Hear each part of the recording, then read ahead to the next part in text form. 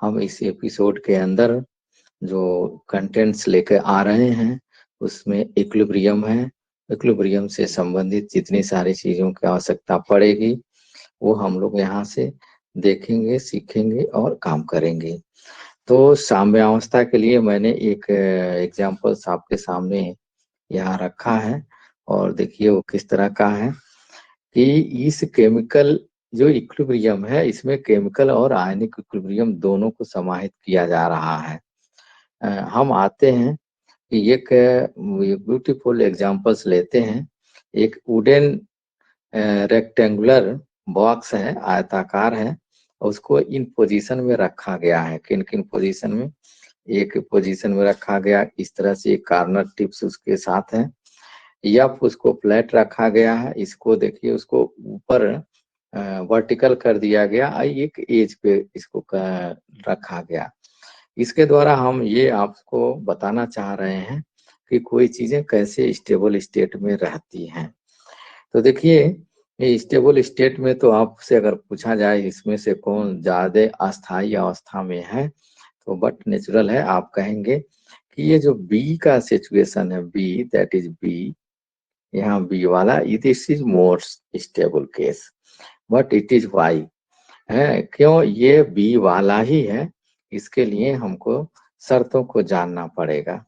अब देखिए, which one is the most stable and why, इस पे हम आते हैं। तो आंसर है बी। और बी के आंसर के केस में हम क्यों कहेंगे, तो ये आइए यहाँ देखिए, हम निकाल रहे हैं stable condition for stability. Stability यानी अस्थायित्व के लिए शर्त क्या क्या होनी चाहिए। तो शर्त हमारी होनी चाहिए स्टेबिलिटी के लिए, देखिए यहाँ क्या है, या तो यहाँ नेट फोर्स जो है वो आपका 0 होनी चाहिए। अगर किसी भी, देखिए यहाँ बी पर मैं दिखाया हूँ कि फोर्स ऊपर से भी लग रहा है, नीचे से भी लग रहा है, left to right, top and bottom, चारों तरफ से अगर सबको एडअप कर लिया जाए, एल्जेब्रिक सम ले लिया जाए या वेक्टर सम ले लिया जाए, तो that must be equal to 0 होनी चाहिए।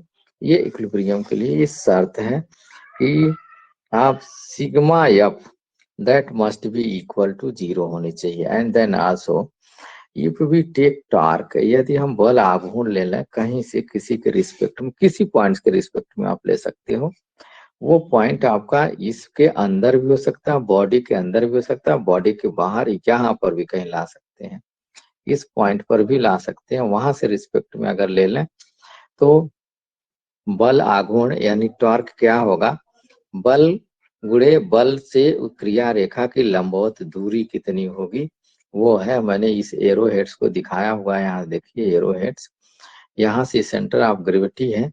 हर बॉडी का जो मास है उसके केंद्र से, गुरुत्व केंद्र से नीचे डाउनवर्ड काम करता है, वो मैंने आपको यहाँ दिखा दिया। और देख लीजिए कैसे किया, AMG या लाया गया है, इनके जहाँ डायगोनल कट करेंगे उसी पॉइंट से हैं। और देखिए AMG नीचे वेट काम कर रहा है, हम टार्क लगा रहे हैं, फोर्स इधर लगा रहे हैं, यदि फोर्स हम लगाएंगे तो इसके क्रिया रेखा से इसकी लंबवत दूरी हमको निकालनी होगी और उसमें मल्टीप्लाई कर देंगे तो वही बल आघूर्ण हो जाता है। अब कोई भी सिस्टम या बॉडी तभी इक्विलिब्रियम में होगी जब उस पर हम ये जो vector sum of the torque है that must be equal to 0 होनी चाहिए, किसी भी पॉइंट के रिस्पेक्ट में 0 होनी चाहिए। तीसरा जो मोस्ट इम्पॉर्टेंट कंडीशंस है वो हमारे लिए महत्वपूर्ण है कि कोई भी सिस्टम या बॉडी तभी इक्विलिब्रियम में होगी या स्टेबल स्टेट में होगी जब उसकी पोटेंशियल एनर्जी, स्थितिज ऊर्जा, देखिए यहाँ लाया गया है, that is potential energy must be minimum होनी चाहिए, न्यूनतम होनी चाहिए। जितना ही कम किसी के पास एनर्जी होगा सिस्टम में, वो सिस्टम उतना ही स्टेबल कहलाएगा। और देख लीजिए यहाँ पर पोटेंशियल एनर्जी को यहाँ मिनिमाइज करने का प्रयास किया गया।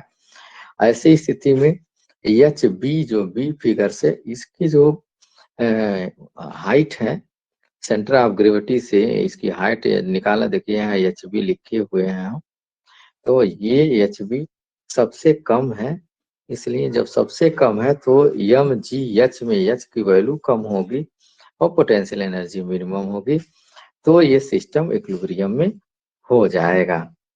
ये जो कंडीशंस मैंने आपको दे रखा, if above 3 condition exist in any system then it is called stable state. उसी को ही हम अस्थायित्व कहेंगे, यानी अस्थायी अवस्था कहेंगे। हमारा केमिकल इक्विलिब्रियम जो हम स्टडी करने चल रहे हैं वो स्टेबल स्टेट ही है।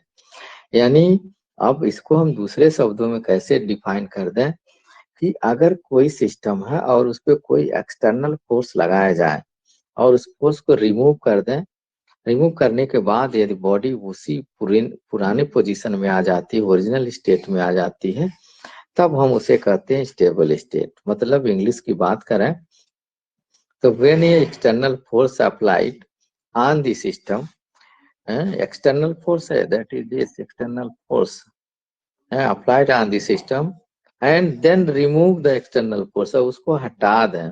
if body or system comes in original state then this state is called stable state। यानी स्टेबल स्टेट वो होगा जिसपे हम थोड़ा सा वाह बल लगा दें, हटा दें, उस स्टेबल उस सिस्टम में कोई परिवर्तन नहीं आता है, तो then it is called stable, अस्थायी अवस्था है। Chemical equilibrium is a stable equilibrium. ये इसी तरह का है जिसके विषय में हम लोग बात करने चल रहे हैं। अर्थात इस सिस्टम में जो इक्विलिब्रियम में होगा, थोड़ा सा फिजिकल पैरामीटर ताप कंसंट्रेशन इत्यादि अगर चेंज कर देंगे तो इक्विलिब्रियम पर कोई प्रभाव नहीं पड़ेगा। At stable equilibrium reactions becomes reversible. जब इक्विलिब्रियम आएगा तो सिस्टम रिवर्सिबल हो जाएगा। रिवर्सिबिलिटी की साइन हमने दे रखा है यहाँ पर, देखिए डबल हाफ हेडेड एरो से उसको हम प्रदर्शित करते हैं। Such type of reaction is called reversible reaction. Chemical equilibrium always existing, ये ध्यान में रखे रहिए। जो इक्विलिब्रियम हमारे पास आएगा वो बंद बर्तन में ही होगा, क्लोज्ड वेसल में ही होगा, दूसरे में नहीं हो सकता। जैसे पानी लेकर के आप एक बीकर में गर्म करिए और ऊपर खोल दीजिए तो सारा पानी उड़ जाएगा, परंतु उस पानी के वाटर को यदि उसके ऊपर ढक्कन लिड लगा दें तो जो वेपर्स बनेगा वो टकराकर पुनः वाटर में आ जाएगा। और इस तरह से गैस और लिक्विड के बीच में एक इक्विलिब्रियम एग्जिस्ट हो जाएगी। देखिए गैसियस फेज एंड किसके में, और लिक्विड वाटर है, जैसे गैस फेज में और वाटर है लिक्विड फेज में, तो देन इक्विलिब्रियम एग्जिस्ट। ये साम्य अवस्था बनी रहेगी, जो कंटेंट है उसके अंदर वो बना रहेगा, उसका मटेरियल कंपोजिशन गड़बड़ नहीं होगा। फिजिकल इक्विलिब्रिया है, ध्यान में रखे रहेंगे। Chemical equilibria is a dynamic, ये एक गतिक अवस्था है, बट इट इज स्लो, ये बहुत ही धीमी गति के है। नेवर गो टू कंप्लीशन, कभी भी अपने अंत को प्राप्त नहीं करेगा, मतलब आजीवन चलती रहेगी। देखिए एक एग्जांपल्स मैंने ले रखा है यहाँ पर, देखें एग्जांपल्स क्या है।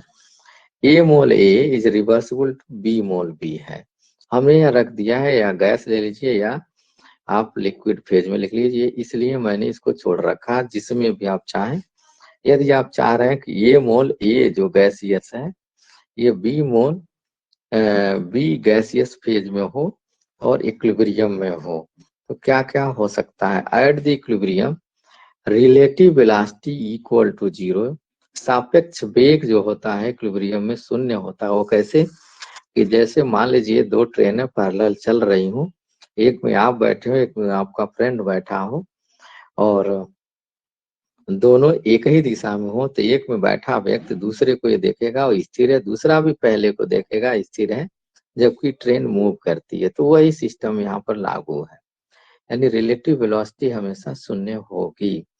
R F minus R B 0 होगी, एंड दैट इज सॉल्व कर देंगे तो R F is equal to R B. R F क्या है, आर एफ इधर रेट ऑफ फॉरवर्ड रिएक्शन है, अग्र दिशा का वेग है। आर बी क्या है, रेट ऑफ बैकवर्ड रिएक्शन से यानी पश्चिम दिशा का वेग है। अब आइए हम कोई फिजिकल वेलोसिटी का कैलकुलेशन करते हैं, उसमें किस तरह से हम काम करें। कि सपोज दैट हम कोई डिस्टेंस ट्रेवल कर रहे हैं, फिजिक्स, यहाँ हम फिजिक्स को ले रहे हैं, भौतिक विज्ञान को, इन फिजिक्स यहाँ हम डाल रहे हैं कि वहां पर हम क्या करते, डिस्टेंस ट्रेवल करते हैं उस टाइम के साथ। अगर डिस्टेंस ट्रेवल टाइम के साथ ट्रेवल करते हैं तो इसे हम rate of change of distance is called velocity, हमने ला दिया है, इंस्टेंटेनियस वेलोसिटी लाया है फिजिक्स में। Delta D upon delta T, relative velocity निकाल रहे हैं, ध्यान में रखकर, ये डिस्टेंस है एक रिलेटिव, किसी ओरिजिन के सापेक्ष जब रिलेटिव लेते हैं किसी बिंदु के सापेक्ष तो उसका इनिशियल और फाइनल वैल्यू ही हमें जरूरत पड़ती है और जरूरत नहीं पड़ती है। तो वो रिलेटिव हम लेकर के यहाँ निकाले हैं, delta D upon delta T, ये आपको वेलोसिटी है। परंतु हम केमिस्ट्री में क्या करें, केमिकल अप्रोच लेकर के यहाँ पहुंचे हैं। तो केमिकल अप्रोच में हम इसी को कैसे मेजर कर रहे हैं, ये देखिए, ये केमिकल अप्रोच जब हम ले रहे हैं तो हमारे यहाँ मास ट्रेवल करेगा, द्रव्यमान, वो भी समय के साथ, समय के साथ द्रव्यमान ए से बी में कन्वर्ट हो रहा है। देखिए लिखा हुआ है कि ये इनिशियल कंसंट्रेशन है, शुरू आरंभ किया उस समय यह ए मोल ले रखा था और तब बी बना ही नहीं। देन आफ्टर टी टाइम, कुछ समय के पश्चात जो ये रिएक्टेंट है यानी अभिकारक ए है और प्रोडक्ट बी है, कुछ समय के पश्चात इसमें से यक्स मोल घटा, पदार्थ घटा, मैटर घटा, तो गया कहाँ, वो प्रोडक्ट में कन्वर्ट हुआ यानी उत्पाद में कन्वर्ट हुआ। अब चूंकि हम द्रव्य न तो उत्पन्न कर सकते हैं न तो नष्ट कर सकते हैं, केवल एक प्रकार से दूसरे प्रकार में बदल सकते हैं, तो वो द्रव्य, वो मैटर को ही हम एक्टिव मास कहते हैं। ये देखिए यहाँ एक्टिव मास लिखा हुआ है, यक्स मोल ए से बी में गया है वो एक्टिव था, जो गया, जो निष्क्रिय है वो पड़ा है अभी। तो उस एक्टिव मास को हम डिफाइन कैसे करें, उसको लिए हम यहाँ पे पहुंच रहे हैं। देखिए एक्टिव मास हमारा क्या हो रहा है, सक्रिय द्रव्यमान, हिंदी की बात करें देन इट इज कॉल्ड सक्रिय द्रव्यमान, एक्टिव मास। इसे कैसे डिफाइन करें, a such type of mass which participate in chemical reaction is called active mass। वह द्रव्यमान जो किसी भी रासायनिक अभिक्रिया में पार्टिसिपेट करता है वो हमारा एक्टिव मास है। जो नहीं करता वो पैसिव है। जैसे हमने ये पेन ही ले रखा, जो इंक चल रहा है वो एक्टिव है, भले ही पेन मेरा 10 ग्राम का हो और इंक इसमें से अगर 2 ही ग्राम है तो 2 ही ग्राम कागज के ऊपर लिखेगा, कॉपी के ऊपर, वो एक्टिव मास होगा। ये किसके रूप में एक्सप्रेस करेंगे, it is expressed in terms of molarity. देखते रहिए मोलरिटी, ये मोलरिटी के टर्म में हम ले रहे हैं and represented by big bracket. ये देखिए बिग ब्रैकेट है symbol, its unit is mole पर लीटर, यानी मोलरिटी है।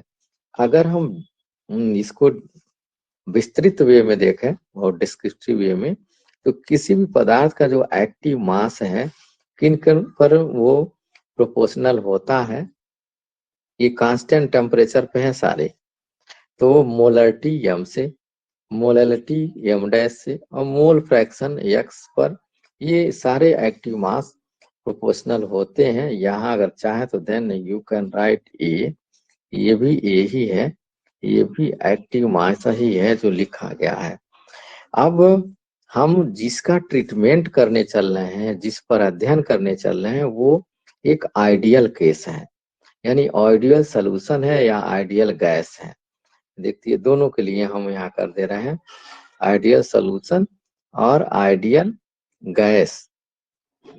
इन सभी परिस्थितियों के लिए ये जो गामा है, जो इसमें एक प्रोपोर्शनलिटी कांस्टेंट आ गया गामा, उसे एक्टिविटी कोफिशिएंट कहते हैं। देखिए यहाँ हमने दे रखा है, यहाँ पर ये गामा आ गया एक्टिविटी कोफिशिएंट।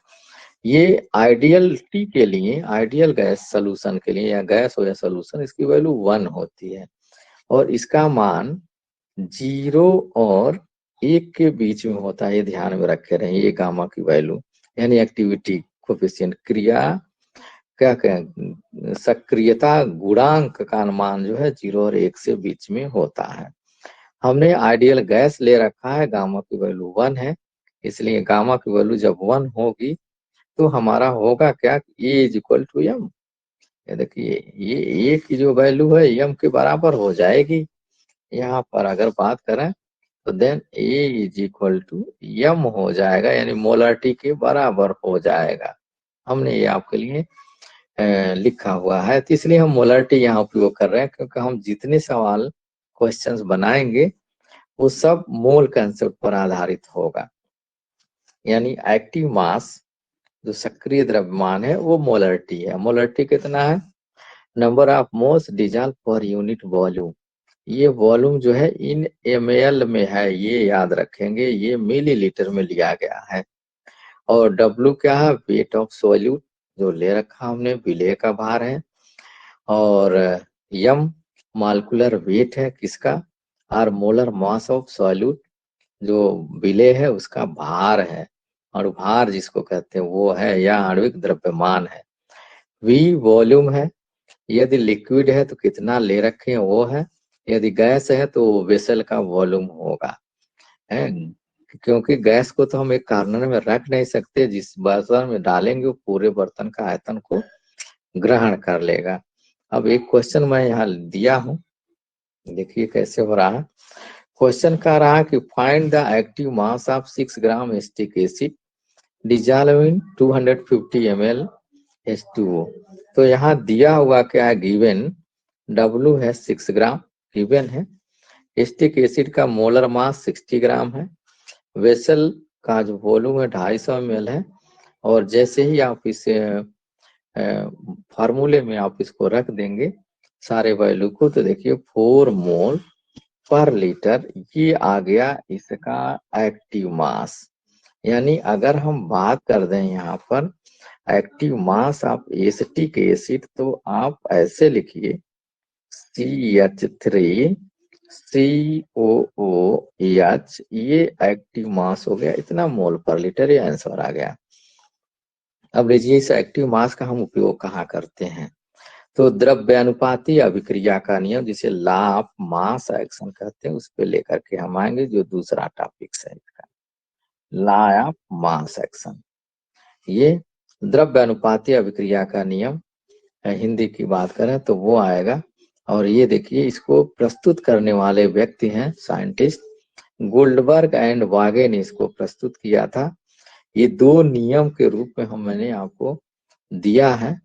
ये जो भी नियम बनाएंगे, जब किसी भी केमिस्ट्री में रूल्स डेफिनेशंस बनाएंगे, तो ये काम आप जरूर ध्यान में रखे रहिए, टेम्परेचर को कांस्टेंट करिए, स्थिर ताप होना चाहिए एट कांस्टेंट टेम्परेचर।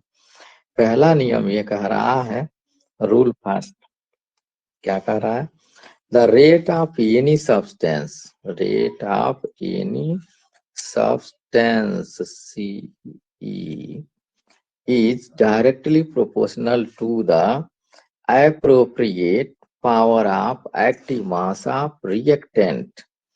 यानी किसी भी पदार्थ का जो सक्रिय द्रव्यमान का दर है, रेट ऑफ एनी सब्सटेंस, ये किसके बराबर हो रहा है, तो देखिए मैंने लिया है एक रिएक्टेंट, ये अभिकारक, रिएक्टेंट मीन्स अभिकारक, प्रोडक्ट मीन्स उत्पाद।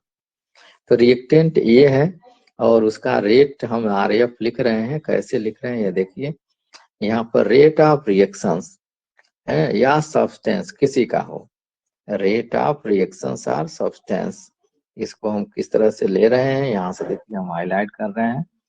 और ये सब्सटेंस जो हो रहा है वो RF कह रहा, पहला किसी भी पदार्थ का जो दर है, अभिक्रिया करने की दर, अगर हिंदी की बात करें तो ये आपको आ जाएगा अभिक्रिया करने की दर RF, यानी रेट ऑफ रिएक्शन। ये सक्रिय द्रव्यमान किसका, रिएक्टेंट अभिकारक का, और उस पे उचित गुणांक, जो इसका गुणांक आगे लिखा हुआ है, स्टाइकोमेट्रिक कोफिशिएंट कहते हैं इसको, के पावर के समानुपाती होता है, प्रोपोर्शनल होता है। यहाँ देखिए मैं लिखा हूँ ये है, और ये एज्यूम किया गया है, ये कुछ बदल भी सकता है, इस लीजिए the coefficient of reactant molecule, A को कोफिशिएंट कहते हैं अभिकारक मॉलिक्यूल का। अब देखिए इसको मैंने जब उपयोग किया, rate of reaction minus D upon D T, ये इंस्टैंटेनियस है, ध्यान में रखे रहेंगे, इंस्टैंटेनियस रेट है ये के एफ, ये रेट कांस्टेंट एक आया जिसको कहेंगे ए के पावर, ये यहाँ पर आ गया, ये देख लीजिए ये लिखा गया। ये माइनस क्यों लगाया, क्योंकि माइनस इसलिए लगा दिया क्योंकि समय के साथ जैसे ए है, ए पी बी में कन्वर्ट हो रहा है। अगर शुरू में सपोज दैट 10 मोल लिया ए का तो बी बना ही नहीं था, देन आफ्टर टी टाइम, कुछ समय के बाद 2 मोल इसमें से घट गया, तो गया कहाँ, बी में, तो बचा कितना, 8 मोल बचा ये, यानी समय बढ़ रहा तो ये घट रहा है, एक समय बढ़ रहा है तो ये घट रहा है, यानी प्लस, इसका अमाउंट घट रहा है माइनस और समय बढ़ रहा है प्लस। तो इसमें अगर रख दें हम माइनस, ए की वैल्यू माइनस में और टी की वैल्यू पॉजिटिव में, तो प्लस माइनस का डिवीजन माइनस होगा, इसलिए यहाँ मैंने माइनस लगाया। रेट ऑफ रिएक्शन या रिएक्टेंट का जब भी लेंगे तो माइनस शब्द लगाएंगे, और प्रोडक्ट समय के साथ बढ़ रहा है, समय बढ़ रहा है, प्रोडक्ट बढ़ा तो हम पॉजिटिव लिखेंगे। एनीवे इसका उपयोग हम आपको केमिकल काइनेटिक्स में डिटेल्स में बताएंगे। चलिए, ये rate of reactions minus D upon D T is equal to K into concentration of A, active mass है। देखिए रेट कांस्टेंट यानी दर नियतांक या वेलोसिटी कांस्टेंट, वेग स्थिरांक कहते हैं, और ए पर को हम पावर कहते हैं, घातांक या इंडिसेस माने घातांक, जो घात आपने लगाया वो है, और ए को हम सक्रिय द्रव्यमान कहते हैं, दैट इज ये द एक्टिव मास, ये आपको निकालना होगा। रूल सेकंड, दूसरा नियम क्या कहता है इसका, गुल्डबर्ग एंड बाके का, कि at constant temperature the rate of any chemical reaction, किसी भी रासायनिक अभिक्रिया की जो दर है is directly proportional to the product of active mass of reactant molecule with appropriate indices, यानी जो इंडिसेज है, पावर है, किसी भी रासायनिक अभिक्रिया का दर अभिकारक के सांद्रता के उचित घातांक के गुणनफल के बराबर होता है। ये देखिए मैं यहाँ लिखा हूँ, एक जनरल रिएक्शन लिया हूँ, ए मोल ए है, बी मोल बी है, rate of forward reaction, rate of backward reaction, C mole C और डी मोल डी बना रहा है। तो then rate of forward reaction D, reactant का एक्टिव मास ले लीजिए और डी टी लगा दीजिए, इसको मैं ले आया। Rate of forward reaction is proportional to the concentration of A के power A into concentration of B के पावर बी। देखिए यहाँ से आपको निकल के आ जा रहा है। तो ये स्थिति आपके सामने आ गई, एक प्रोपोर्शनलिटी हम ला दें, तो रेट ऑफ रिएक्शन यानी R F is equal to, आपके सामने आ गया के एफ, ये रेट कांस्टेंट, के एफ आ गया वेलोसिटी कांस्टेंट, और दोनों का मल्टीप्लिकेशन है। ये ध्यान में रखिए, ये और बी जो आर्बिट्री हमने स्टोइकियोमेट्रिक कोफिशिएंट ले रखा है। सिमिलरली अगर हम रेट ऑफ बैकवर्ड रिएक्शंस लिखें, rate of backward, R B means rate of backward reactions, तो डी प्रोडक्ट होगा और डी टी होगा, दोनों पॉजिटिव, क्योंकि प्रोडक्ट भी समय के साथ बढ़ रहा है और समय भी बढ़ रहा है, इसलिए पॉजिटिव लिया गया है। रेट ऑफ बैकवर्ड रिएक्शंस को हम आरबी से लिखे, और then it is also written as a K B. ये के बी क्या है, K B rate constant of backward reaction है। सी और डी क्या है, आप जान ही रहे हैं, एक्टिव मास है, और सी और डी पर एक इंडिसेज पावर्स को लगाया गया है। अब देखिए इसको हम ग्राफिकल रिप्रेजेंटेशन में कैसे ले आए, ग्राफ के द्वारा किस तरह से रिप्रेजेंट करेंगे। तो ये किसी एक रिएक्शन में ले रखा है, ए मोल ए और रिवर्सिबल है पी मोल पी से। समय देखिए यहाँ बढ़ रहा है, समय की इधर देखा जाए तो बढ़ा रहा है, और जब समय बढ़ रहा है तो ए की मात्रा तो घटेगी, ये घटाया भी जा रहा है, देख लीजिए कैसे घट रहा है, समय घट रहा है, इस तरह से ए घट रहा है, बट सेम टाइम में पी तो आरंभ हो गया, बढ़ना हो गया, पी तो देख लीजिए पी की मात्रा फिर ये इंक्रीज करने लगती है। ये ग्राफ बड़ा ब्यूटीफुल सा आपको बन के यहाँ तैयार हो जा रहा है। ये घट रहा है तो पी बढ़ रहा है, ये मैंने रिएक्टेंट अभिकारक, पी मैंने प्रोडक्ट।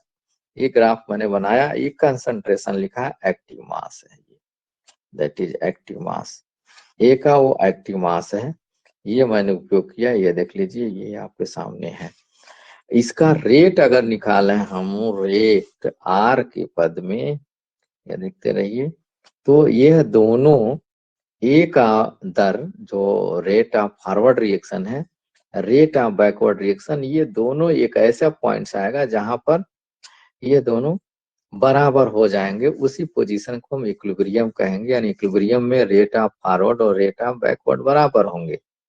ये बराबर के होने के साथ और क्या होगा कि इनका कंसंट्रेशन भी ए और बी का बराबर हो जाएगा, या ए और पी का बराबर हो जाएगा। ये जो अगर हम बना लें, ए mole A is reversible to, देखिए बी मोल बी के साथ हमने ले रखा है, उसी का ये ग्राफ आपके सामने दिया है। यानी इक्विलिब्रियम पे दोनों रेट ऑफ फॉरवर्ड और रेट ऑफ बैकवर्ड एकदम बराबर है, यहाँ लिखा हुआ आपके सामने दे रखा हुआ है।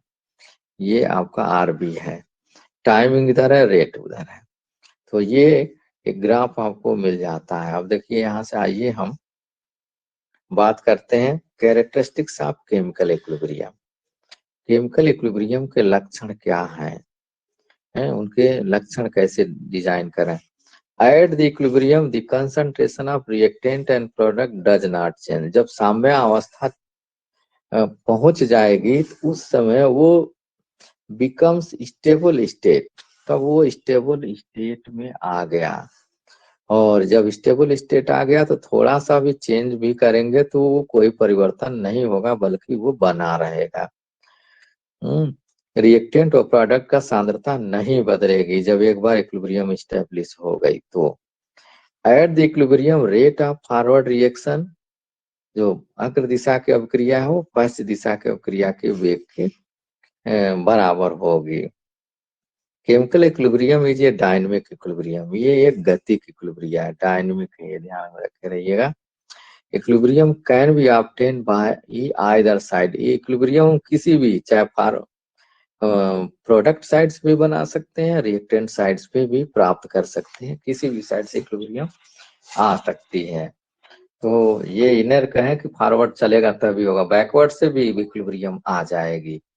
व्हेन फिजिकल पैरामीटर चेंज, यानी ताप दाब कंसंट्रेशन इत्यादि चेंज करते हैं, then equilibrium also change and concentration of reactant and product also change, दोनों बदल जाएंगे।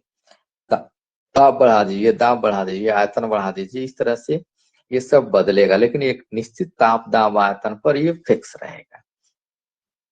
बोथ टाइप ऑफ चेंजेस, दोनों तरह के चेंजेस होंगे, ये होमोजेनियस और heterogeneous will be show equilibrium, जो समांगी है या विषमांगी है, दोनों तरह के साम्यावस्था प्रदर्शित करेंगे। यहाँ से देखिए हमारा जब इक्विलिब्रियम होगा तो all parameter must be equal to 0।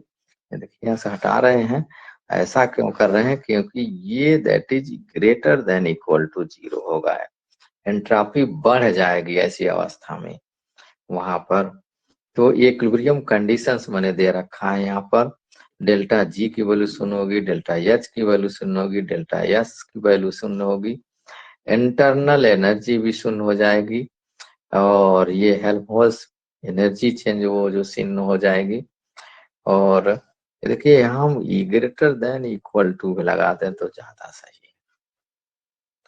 Viscosity change भी 0 हो जाएगी, कंडीशन फॉर इक्विलिब्रियम है ये। इतनी चीजें आपके सामने। Equilibrium exist in closed vessel, हमेशा बंद बर्तन में ही आएगा इक्विलिब्रियम, ओपन वेसल में कभी नहीं आ सकता, बंद बर्तन में ही साम्य अवस्था आएगी, रिवर्सिबिलिटी आएगी, साइन तो आपको दिखाई दिया। कैटलिस्ट हैज नो इफेक्ट, उत्प्रेरक का कोई प्रभाव नहीं पड़ता इक्विलिब्रियम पे। क्यों? क्योंकि कैटलिस्ट जो है अग्र दिशा और पश्चिम दिशा दोनों के रिएक्शन को, वेग को बढ़ा देता है, इसलिए इक्विलिब्रियम तो जल्दी पहुंच सकती है, लेकिन वो इक्विलिब्रियम पर कोई प्रभाव नहीं डालती। Application of law of mass action, ये एप्लीकेशंस हम लेके आ रहे हैं applications of law of mass actions in chemical equilibrium में हम लेके आ रहे हैं। Calculation of equilibrium constant for liquid phase, ये देखिए केमिकल इक्विलिब्रियम के लिए हम उपयोग कर रहे हैं। जो द्रव अवस्था के केमिकल इक्विलिब्रियम है उसमें ला रहे हैं। नोट पॉइंट यहाँ देखिए मैं दिया हूँ, ये समझने का प्रयास करिएगा। ये क्या कह रहा है कि अगर हम प्योर सॉलिड ले लें, प्योर सॉलिड, ये देख लीजिए प्योर सॉलिड और प्योर लिक्विड ले लिया जाए, the concentration does not change with time, इस समय के साथ इनका सांद्रता नहीं बदलती है, इसलिए इनके कंसंट्रेशन को, सांद्रता को हम यूनिट मान लेते हैं, यूनिट इकाई मानते हैं। देखिए यहाँ लिखा हूं मैं ताकि आपको दिक्कत न हो। ये का जो एक्टिव मास है यदि सॉलिड स्टेट में है then it will be equal to 1, 1 mole पर लीटर। ये लिक्विड भी होगा तो 1 मोल पर लीटर में ही ले आएंगे इसकी यूनिट। लेट ये chemical equilibrium is as follow, कुछ इक्विलिब्रियम है नीचे दिया हुआ है, कैसे हम बना रहे हैं। फॉर सब्सटेंस, कोई पदार्थ है, फॉर सब्सटेंस ये दिया हुआ है equilibrium, A mole A, R F और आर भी दिया, B mole B, liquid phase में दे रखा है। According to law of mass action, यानी द्रव्यानुपाती अभिक्रिया के नियम के अनुसार क्या हम लिख सकते हैं। तो देखिए रेट ऑफ फॉरवर्ड रिएक्शन ये होगा, रेट ऑफ बैकवर्ड आरबी ये होगा, जो आपके सामने मैंने दे रखा है। R B is equal to K B into concentration of B के power B, R F is equal to K F into concentration of A के पावर ए। जब इक्विलिब्रियम होगा एट दैट टाइम, होगा क्या, उस समय हमारा जो स्थिति आएगी R F is equal to R B होगा। ये 3 इक्वेशन हमने बना रखा, एक इक्वेशन, 2 इक्वेशन, ये तीसरा इक्वेशन। इसी का हम सहयोग करेंगे यहाँ पर, या सहयोग लेंगे। फ्रॉम इक्विलिब्रियम 1 इक्वेशन, ये जो 1 2 3 है, इन इक्वेशंस में हमने क्या किया, आर एफ और आरबी की वैल्यू इक्वेशन नंबर 1 और 2 से रख दिया 3 में। ठीक है, रख तो दिया।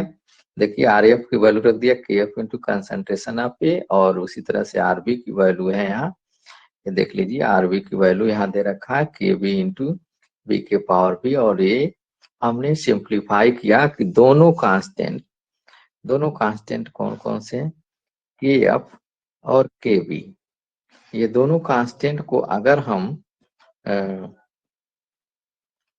एक तरफ कर दें, एक साइड में करिए, ये के एफ अपान के बी हो सकता है या के बी अपान के एफ हो सकता है, दोनों के लिए सही है।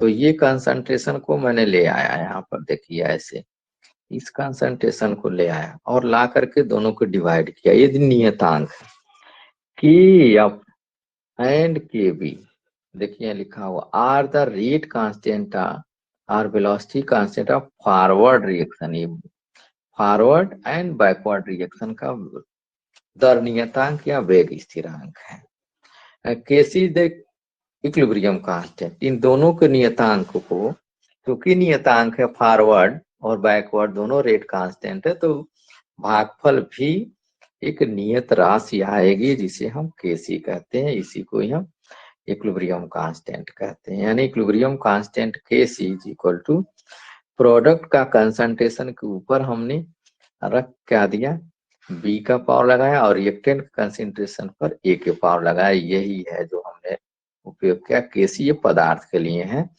इसी तरह से हम किसी भी रासायनिक अभिक्रिया का इक्विलिब्रियम कांस्टेंट लिख सकते हैं। We can write the equilibrium constant for any chemical reaction, कोई केमिकल रिएक्शन है वो लिखा जा सकता है। A mole A plus B mole B मिल करके, ये देखिए आर एफ फॉरवर्ड रिएक्शन का रेट, आर बी बैकवर्ड का रिएक्शन का रेट, ये सी मोल सी और डी मोल डी बना रहा है। तो इसका केसी हम कैसे लिखेंगे, साम स्थिरांक मैंने दे रखा, केसी इक्विलिब्रियम कांस्टेंट प्रोडक्ट का कंसंट्रेशन बटे रिएक्टेंट का concentration, and product concentration divided by reactant concentration, और दैट इज मीनिंग दे रहा है के एफ अपॉन के बी। ये आपका जो रेशियो है दिस इज कॉल्ड, ये आपका आ गया केसी, यह केसी है, साम्य स्थिरांक है जिसको हम बात करें। यहाँ लिख दिया मैंने, where A, B, C and D are the concentration और active mass of A B C and D respectively, ये सभी उनकी क्रमशः सक्रिय द्रव्यमान है इन टर्म्स ऑफ मोल पर लीटर एट गिवन टेम्परेचर, एक स्थिर ताप पर है। हम एक एग्जांपल्स ले रहे हैं। ए देखिए H2 गैस है, हाइड्रोजन है, रिएक्ट विथ आयोडीन, ये दोनों लिक्विड फेज में है, 2HI बना रहे हैं। Then KCO, how to write the value of equilibrium constant.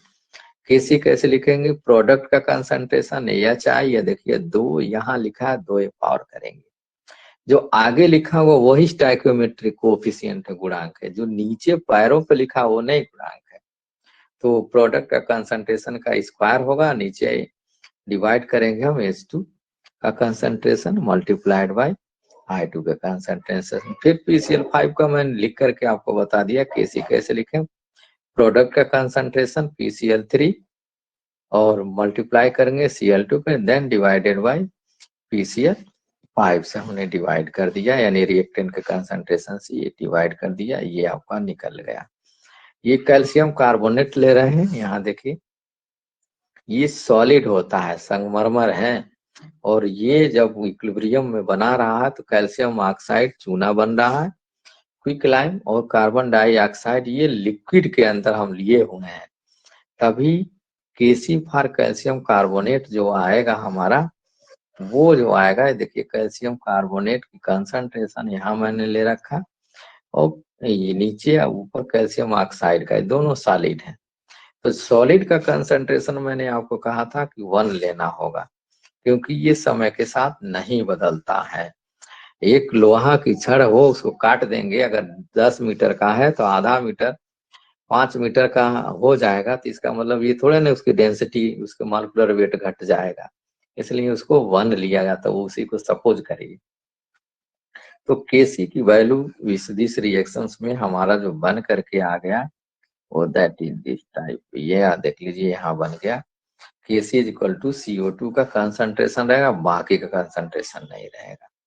उसी तरह से देखिए हम यहाँ उपयोग कर रहे हैं, एक अमोनियम क्लोराइड इक्विलिब्रियम में बन रहा है कि जो तीव्र गंध युक्त गैस निकली अमोनिया, आप लैब में टेस्ट करते हैं और HCl से भीगी छड़ लेके जाते हैं, तो अमोनियम क्लोराइड का सफेद धुआं प्राप्त होता है। इसमें अगर पूछ दिया जाए इक्विलिब्रियम, तो देखिए प्रोडक्ट का कंसंट्रेशन यहाँ सॉलिड है, और जब सॉलिड हो गया तो देन इट्स वैल्यू बिकम्स 1, ये 1 हो जाएगा, ये 1 हो गया, और ये आपका इक्विलिब्रियम कांस्टेंट बन करके आ गया इस रिएक्शंस का। फिर यहाँ देखिए हमने दे रखा नाइट्रिक ऑक्साइड कैसे ब्रेक कर रहा है, टूट रहा है इक्विलिब्रियम में N2 प्लस O2 में, इसकी Kc की वैल्यू इक्विलिब्रियम कांस्टेंट, प्रोडक्ट का कंसंट्रेशन नाइट्रोजन के पावर हाफ, ये स्टोइकोमेट्रिक कोएफिशिएंट मैंने लगा रखा हाइलाइटर, O2 है उसका पावर हाफ होगा, और यहाँ नाइट्रिक ऑक्साइड के NO से रिएक्टेंट है, डिवाइड कर देंगे तो ये Kc की वैल्यू आ जाएगी।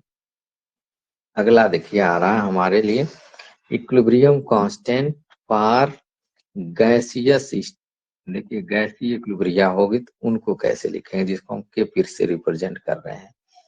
आप जानते हैं कि कंसंट्रेशन जो होगा वो गैस को हम एक्सप्रेस करते हैं in terms of pressure unit, pressure के पद में हम सांद्रता व्यक्त करते हैं गैसों का, द्रवों की सांद्रता मोल प्रति लीटर में, गैसों की सांद्रता दाब की इकाई में व्यक्त करते हैं। ये सब क्लोज वेसल में हो रहा कोई सब्सटेंस है, तो सारी चीजें हम गैस के फेज में लेके आए हैं आपको समझने के लिए।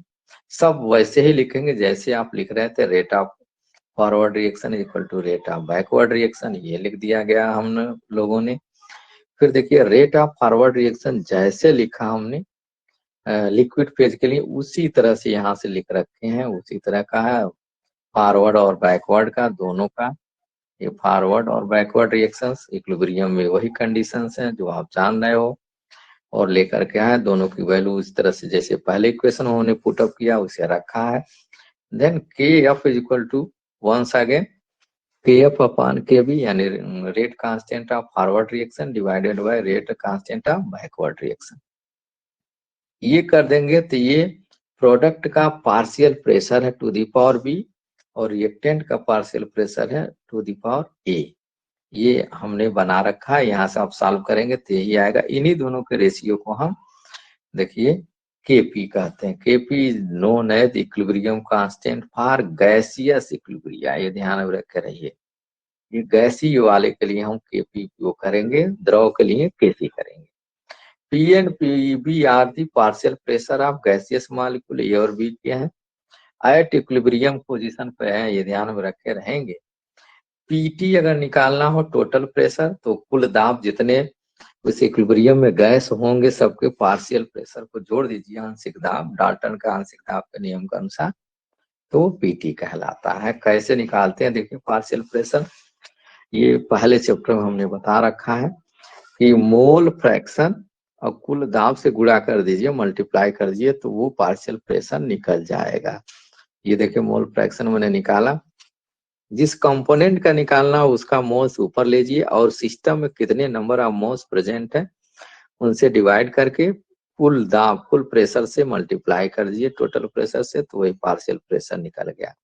हमने ए के लिया है इसलिए ए यहाँ रखा, बी के लिया इसलिए बी का रखा, नीचे टोटल नंबर ऑफ मोल्स है।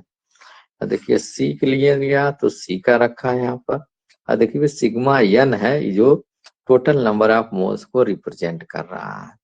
For any gaseous chemical equilibrium में हम आते हैं, जैसे केसी लिखे उसी तरह से केपी लिखेंगे, बशर्ते यहाँ पार्शियल प्रेशर का टर्म होगा। देखिए पार्शियल प्रेशर टर्म हम उपयोग किए हैं, कंसंट्रेशन के जगह पावर जैसे मैंने उपयोग किया उसी तरह से उपयोग किया गया है।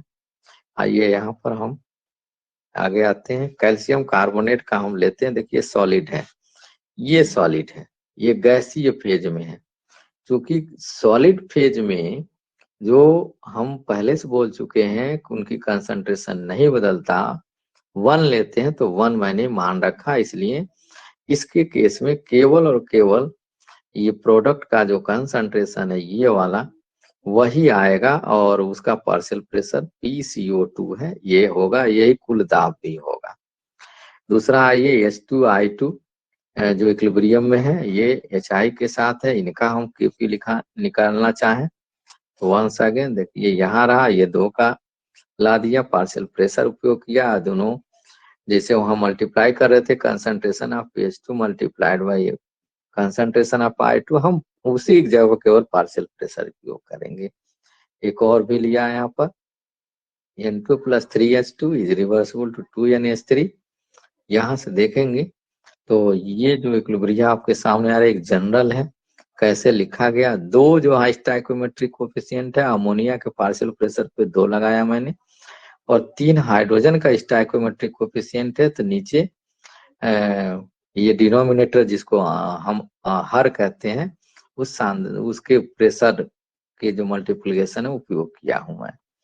ये देखिए यहाँ पर आ रहा PCl5 का मैंने लिखा, प्रोडक्ट का जो भी पार्शियल प्रेशर का मल्टीप्लाई किया वो प्रोडक्ट का प्रोडक्ट है, और डिवाइडेड बाय PCl5 का पार्शियल प्रेशर। अमोनियम क्लोराइड का इसी तरह से ले लिया, सॉलिड है, सॉलिड का 1 होगा, आप जान ही रहे हो है, तो बचा क्या हमारा, ये ही बचा, और इसी का ये पार्शियल प्रेशर का मल्टीप्लिकेशन होगा।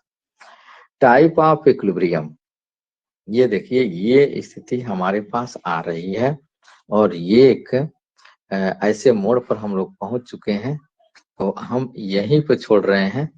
कल आपको टाइप ऑफ इक्विलिब्रियम पे भी एक लेक्चर हम लेंगे ताकि ये कंप्लीट हो जाए। तो यहाँ तक हमारा आज का है, आज का यहीं तक हम काम करेंगे। Thanks a lot for joining to us. तो ये आपके लिए बड़े महत्वपूर्ण